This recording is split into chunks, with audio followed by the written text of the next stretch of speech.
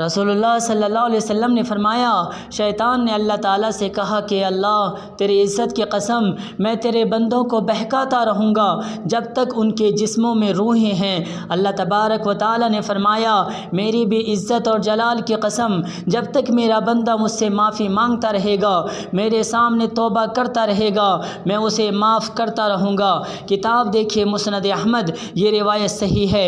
और अल्लाह ताला कुरान मजीद में फरमाते हैं, अफ़ला यतूबूना इलल्लाह व यस्तग़फिरूनहु वल्लाहु गफ़ूरुर रहीम, कि क्या हो गया कि लोग अल्लाह ताला के सामने तौबा नहीं करते, हालांकि अल्लाह ताला बड़े बख्शने वाले निहायत रहम करने वाले हैं।